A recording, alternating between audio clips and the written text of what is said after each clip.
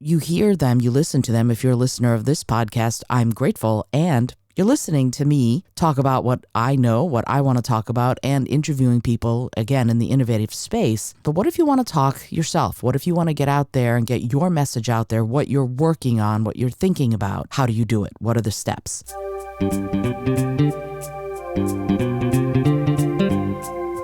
Hello and welcome to the Innovative Mindset Podcast. I'm your host, Izolda Trachtenberg. On the show, I interview peak performing innovators in the creative, social impact, and earth conservation spaces. I also bring you ideas and techniques that you can grab and use to set goals, create, and unlock your potential for changing yourself and the world. And now let's get to the show.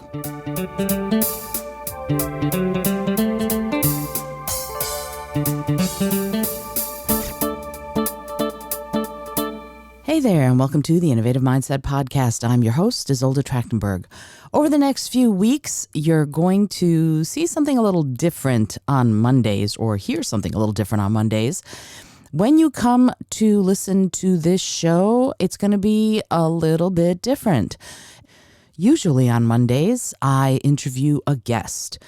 From now until roughly the end of the year, instead, I'm going to do one Monday, an interview with an innovator in the creative, social impact, conservation, or vegan space. Or I'm going to do a kind of a long-term project, and I'm going to talk about podcasts in general. And what do I mean by that? A lot of people are starting podcasts, and I'm going to talk some about that. But a lot of people, before they even begin, want to be guests on podcasts. But how do you do it? How do you pitch yourself and what you're doing, your message, your vision, your mission to a podcast so that you can get on and get interviewed, right? We've seen lots and lots of news shows, and there have been lots of people doing articles and blogs, and they get interviewed that way. Podcasting, there are tons of podcasts. There are over 2 million easily now, and that's awesome. But you hear them, you listen to them. If you're a listener of this podcast, I'm grateful. And you're listening to me talk about what I know, what I want to talk about, and interviewing people, again, in the innovative space. And that's fabulous. But what if you want to talk yourself? What if you want to get out there and get your message out there, what you're working on, what you're thinking about? How do you do it? What are the steps? So I'm going to talk about, because writing's on my brain, because my book, Die by the Sword, just came out. And I'm talking a lot about writing and writers, fiction and nonfiction, et cetera, et cetera. I'm going to talk about how to pitch yourself. Let's say you're an author or a writer and you want to pitch yourself to podcasts. So over the next few weeks, I'm going to be breaking this down into significant chunks so that you can learn how to pitch yourself onto podcasts through the lens of being a writer, whether nonfiction or fiction, that part doesn't matter, but through that lens, so that through that perspective. Is it relatable and applicable to other things that you might be doing if you're not a writer? Absolutely. If you're an actor, same kind of principles will apply. If you're an architect, if you're a lawyer, if you're an accountant, the same kinds of principles will apply for you to pitch yourself to a show as if you're a writer. But this is sort of a focusing point for me, again, because Die by the Sword just came out. It's a way for me to focus exactly what you can do to pitch yourself successfully to podcasts. And some of this will be, what are podcast hosts looking for? What are the ways to pitch yourself so that you give yourself an edge so that more podcast hosts will be interested in having you on their show? And this show is brought to you by a couple of different things. First of all, Brain FM, my favorite app for meditation and for sharpening my brain and for staying on focus. I use it every single day. And as part of my super fun creativity project that I've been doing since December 1st of last year. It's almost over. I've been creating a digital art piece every single day. What I do is I listen to the Brain FM app to meditate 15 minutes in the morning. And then out of that meditation comes inspiration to create some sort of artistic piece. And if you want to see that, actually, you can find it at izoldat.com/artistic artist-year. And you can see all 300 plus art pieces that I've done. You can see at the beginning where it's very not so good. And then you can go on and you can see the evolution of me as an artist and me as a creative, but also how it's made me innovate everything about my life. So it's really cool. But the point is that I use the Brain FM app to do that. All right. So without further ado, let me get into how to pitch yourself for podcasts, part 1. Hi again. My name is Izolda Trachtenberg, and I'm going to talk to you about how to use podcasts to promote your writing and or other things that you're doing, because several of you have said things like, well, I don't have anything specific to promote right now. I'm not sure what I would need to do as far as being on a podcast. So I want to talk to you a little bit about why. Why would anybody want to be on a podcast? So I think we can all agree that we want more readers and a bigger audience for our writing or whatever passion project we have. And that's a lot of what this is about. Is podcasts are kind of like the interview shows, radio interview and TV interview shows of the 70s, 80s. They allow audiences to get access to people who are doing really cool things and who want to promote those things. So The Tonight Show is actually kind of like a podcast, right? They have celebrities come on and talk about their latest movie or their latest album. And that's what a podcast is in a way. It's an interview, if it's that kind of format, where someone who has something really cool to talk about that is relevant to the podcaster's show comes on and gets to talk about it. So it's a way of getting more audience, more readers. And podcasts have ballooned over the last, especially during the pandemic, they ballooned. They went completely berserk. When the pandemic started, we had about 700,000 active podcasts. And over 2020 and into 2021, we now have 2.7 million, right? So it's amazing how many podcasts are active, how many people are out there doing their own thing, but also providing a platform for authors, musicians, marketers, attorneys, anything you want to have access to their audience. So there are hundreds and hundreds of literary and writing podcasts out there, and there are fiction, true crime, nonfiction podcasts are a huge growing trend. So there are lots of different ways that you can access podcasts as a guest, as someone who can go on and talk about the things that you are interested in or that you are writing about. And one of the other things to look at it is that it is new. Podcasting as an art form started in around 2004. But many people didn't know about it. And there was anybody here ever hear of Scott Siegler? You can just put a thing in the chat if you have. He is an author who started writing these books about diseases and the kind of thriller suspense books.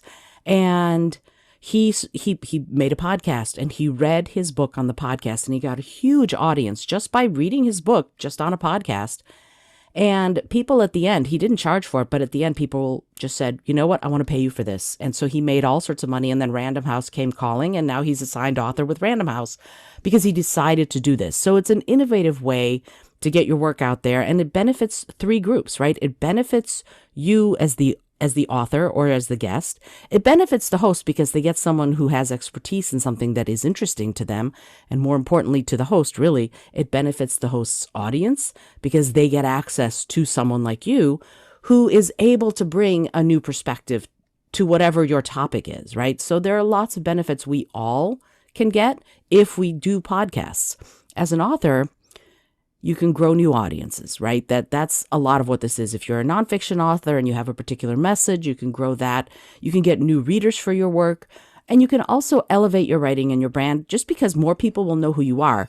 And frankly, for those of you who were at last month's meeting when the editor and the agent were talking about how editors and agents and publishing companies love when people have a big social media presence. Well, one of the best ways to do that is to be on podcasts because, again, you get access to that host's audience. People will find you and follow you because a good host will always ask you for your social channels. They will ask you, how do people find you? If they want to know who you are, if they want to know more about the work you're doing, how do they find you?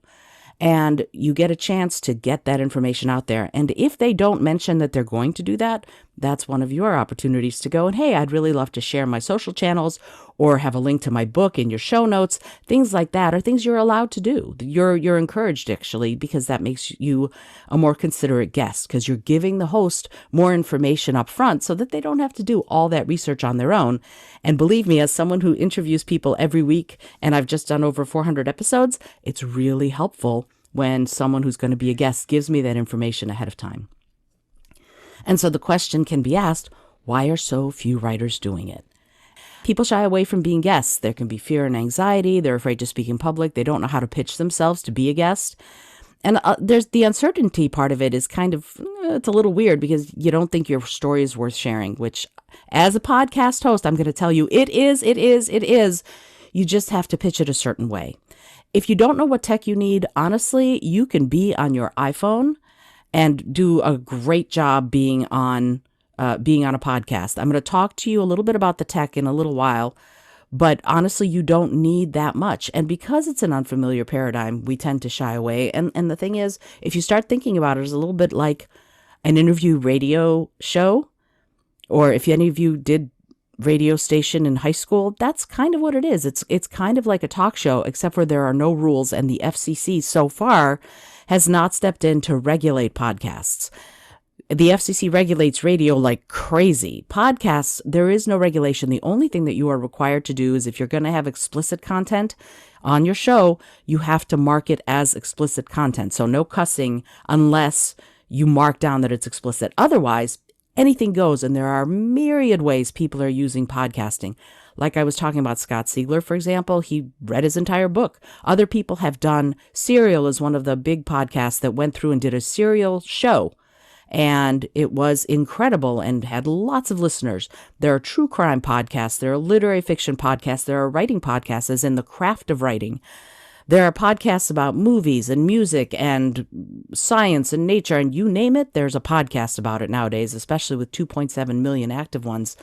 So one of the things you can do if you're unfamiliar with it is pick a topic, any topic, go to either Apple Podcasts or Google Podcasts and type in that topic. And I am willing to bet you there is a podcast about it, which means you can start listening and start becoming a little bit more familiar with how podcasts run.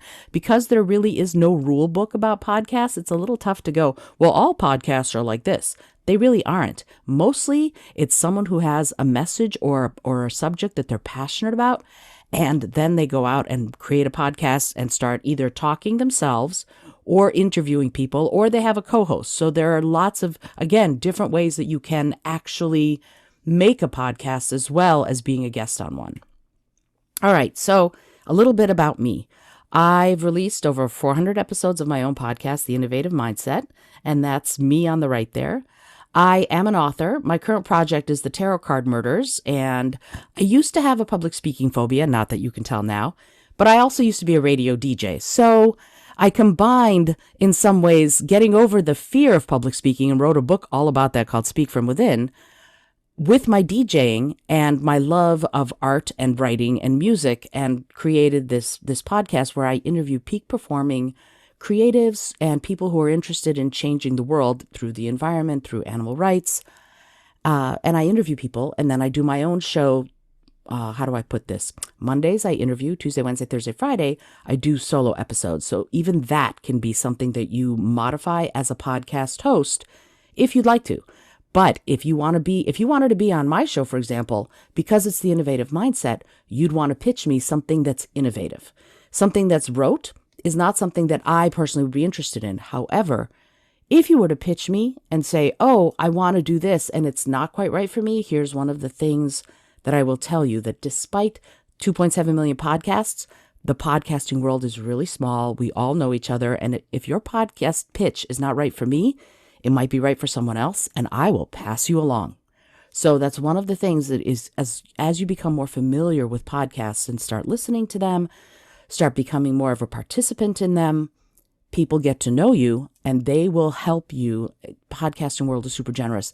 They will help you get to where you want to go and find access to the people you want to have access to, who might be hosting the kind of podcast you want to be on.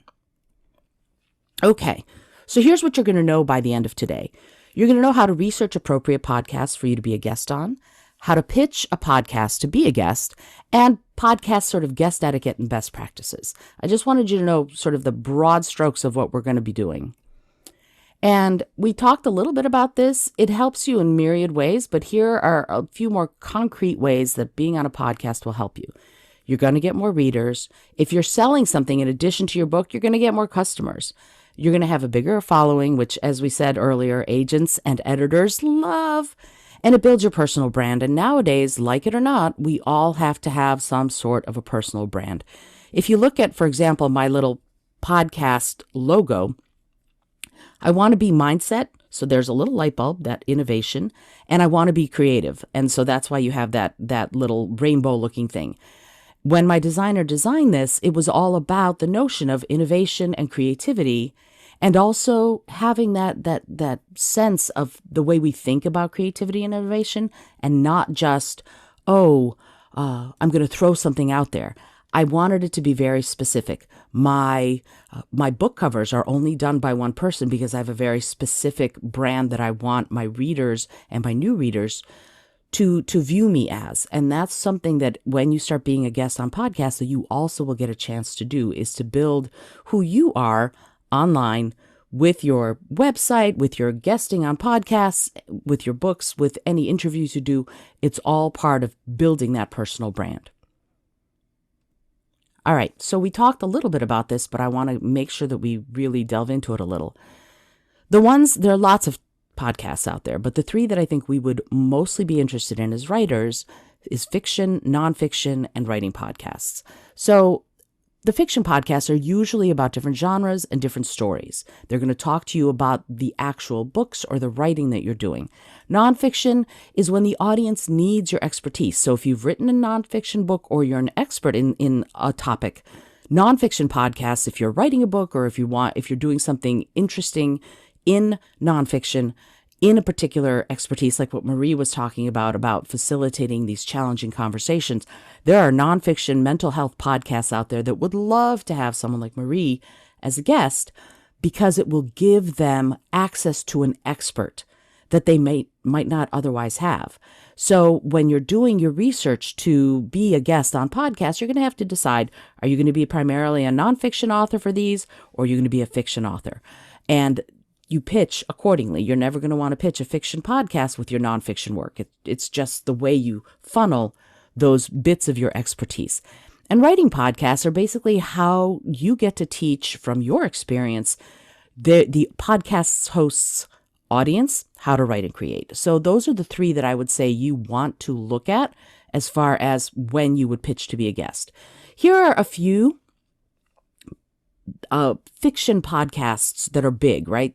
Penguin podcasts, you probably figure out that it's from the company itself. They have a fiction podcast. The Maris Review reviews new books, and they're looking at best-selling authors, but they also want to look at new and upcoming authors. So you can do this research and find out. There's always some kind of a description there. Who are these people looking for? So when you're looking at these fiction podcasts, you're going to want to look at their descriptions to see what kind of guests are they looking for. And you get that by they will tell you what kind of guests they typically interview. If it's not an interview podcast, if you see that the person says, I talk about blah, blah, blah, then don't even bother, right? You don't want to even bother looking at them as a potential podcast you want to pitch, because they don't do interviews. So when you're looking at, like, Sentimental Garbage is a great one. It's Justice for Dumb Women. Sick of feeling guilty about the books you should be reading but aren't? Annoyed that the books you don't seem to like are the ones everyone else loves is the rest of that. So it's a very lighthearted podcast, and it's really fun, and it's about romance. So if you're a romance author, that might be a really good podcast for you to pitch. And then there are literature, like New Books in Literature, LitHub, lots and lots and lots of literature podcasts. So if you're writing more literature rather than genre fiction, tons of literature podcasts for you to look at. And we're going to talk a little bit more in a bit about how to find them. Nonfiction, you're going to see things like the Creative Nonfiction Podcast with Brandon O'Meara. Nonfiction is My Lane, Nonfiction for Life, Read to Lead. These are all where nonfiction authors can discuss their expertise. And again, hundreds upon hundreds of them. There are some that are the tops of their fields. There are some like Tim Ferriss, the Tim Ferriss show. He interviews authors, but he only interviews like Salman Rushdie, right? He would interview best-selling authors because he's so popular that people like us who are not quite in the Salman Rushdie or Barbara Cortland or whoever genre of people, we're not going to get on his podcast, right? And then there are some podcasts, and steer clear of these folks. I like John Lee Dumas because he's a very passionate guy about entrepreneurship, for example. But if you want to be on his show, it's going to cost you $3,500. So I know the vast majority of podcasts will never charge you to be on their show, but he does. And he has millions upon millions of monthly followers and listeners, so he can. But I encourage you, find the podcasts that aren't going to charge you, because those folks are going to be very interested in finding who you are and getting you to their audience rather than taking your money. I pay to play kind of stuff in podcasting makes me a little uncomfortable. Even though I had John Lee Dumas on my show and enjoy him as a person, personally, I would never charge someone to be on my show. That's just my thing. Okay, so and read to lead is another one. Like he says, consistent reading is what's going to help you succeed. He interviews people who have written nonfiction books that are going to be all about success, leadership, empowerment, mental health, those kinds of topics.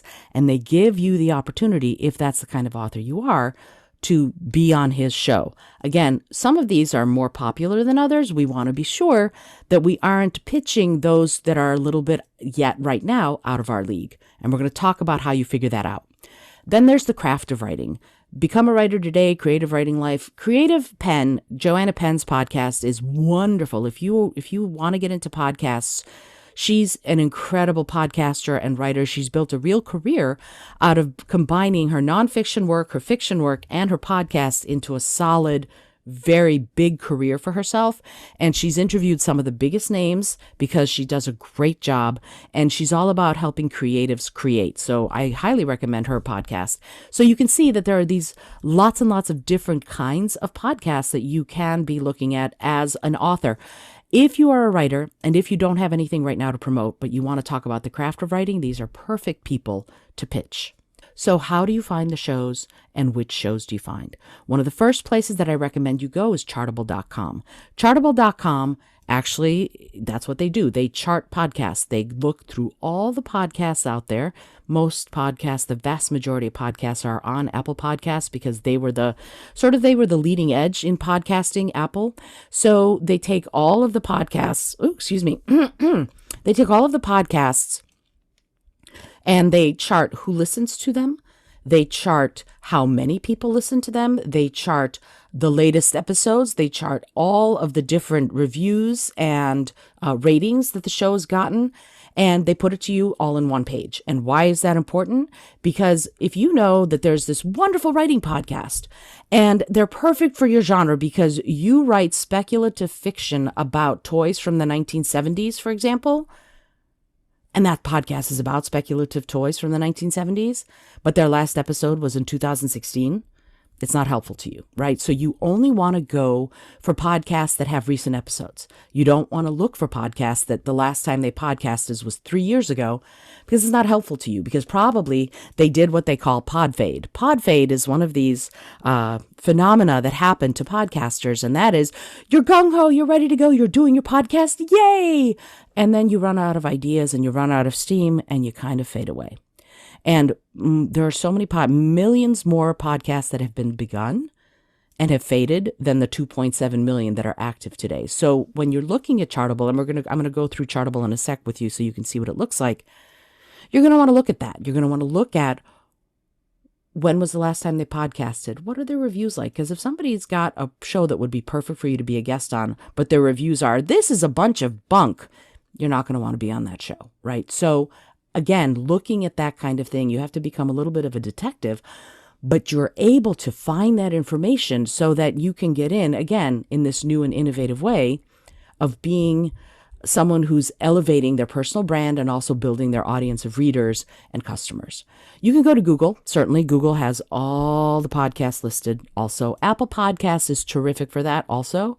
Spotify has doubled down on podcasting in like incredible amounts because they went all in last year. I think they're even thinking about doing reviews on Spotify, but every podcast is on Spotify. And that's another way that you can look at how many people they're looking at, how many people are listening to their shows, what the artwork is like. All of that information can inform what you're doing. And I would encourage you, start a spreadsheet, podcast name, when was their last episode, what is their rating, what kind of subject matter they have, and have you pitched them? Yes or no? Are you going to be on the show? Give yourself the opportunity to keep track of all that so that you can make sure, have I pitched them? I don't need to pitch them again. Or did I pitch them and they didn't get back to me? Oh, let me see if I can do a remail, right? I'll email them again and see whether or not they're interested, whether or not it went into their spam folder, all of that stuff. If you keep track of it, you'll know much better who you've contacted and whether or not you're going to be on their shows and when to prep and all of that. Oh, I do want to give you a side note. Often when you are on a show and you record it, you're not going to be on that week. You are going to be on perhaps even months later. For example, for me right now, people who are recording their interviews for my Monday interview show, their show doesn't air until January. So you need to be aware that if you're pitching something, when are they going to have you on? Because if your book comes out in December in time for the holiday season, it's not going to be helpful to you if their podcast episode with you wouldn't air until March. So be aware of that. And the last one, and I love this one for sure, friends and colleagues. You probably know people who have podcasts. Tap them. Ask the people in your audience even. If you've got any kind of a mailing list, ask them, hey, do you have a podcast? Do you know someone who has a podcast? And if so, is it about writing? Do you think I'd be a good fit? Let me know. And I've gotten on shows just asking my audience members, hey, do you know of a podcast I could be on talking about innovation and creativity? Yes, absolutely. Great. And then I pitch them. And that's how I've gotten on all sorts of really fun shows. And actually am about to be in a national magazine with a story very, very soon. And I got into an anthology. I just got into an anthology because of a podcast I was on. After she heard my story, the podcast host, who's also an author, went, oh, we're doing an anthology. Would you like to be in it? Sure. So I submitted, I got in, and I'll let you all know when it's out. I'm very excited about it. But the point is that it wouldn't have happened if I hadn't have been on her show and she hadn't liked my story. She would have never asked me. That's another way of tapping your resources and getting on shows. I hope you've enjoyed today's episode, which is part 1 of And My Next Guest Is. That's the series, as I'm calling it. One of the things I wanted to tell you real quick is that I am including a PDF that shows you the visuals of what I'm talking about in the show notes. There's a link to the PDF in the show notes. You can just grab it and use it.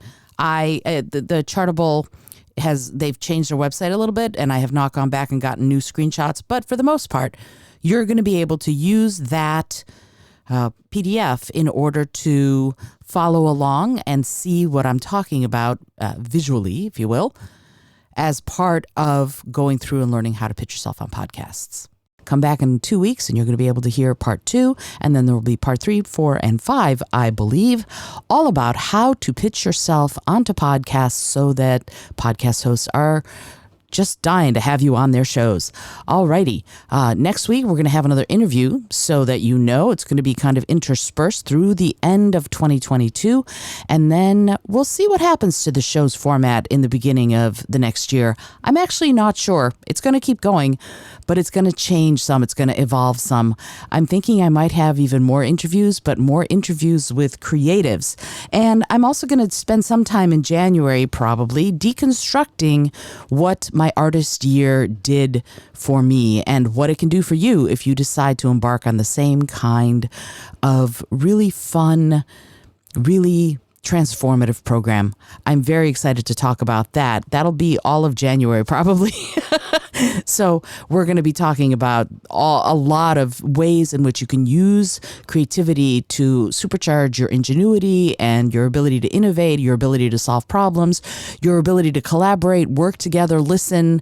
It transformed. Everything has transformed inside me by doing this project. And again, if you want to see some of the art pieces that I've created, go to https://isoldat.com/artist-year, and you can see the evolution of me as an artist. As a friend of mine told me yesterday, my friend Megan said, you can really see a confidence in you that just wasn't there a year ago. And it's true. There is a confidence in me as a person. There's a confidence in me as a creative.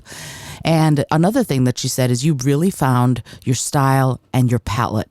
In other words, the things that I'm naturally drawn to, they've become a lot more self-evident. And if you decide that you're going to do this too, and I'm going to go through how to embark on something like this in January, frankly, if you decide to do it, you're going to see a transformation inside yourself too. It's been amazing. Alrighty, until next time, as always, I remind you to be bold, be creative, and most of all, be kind.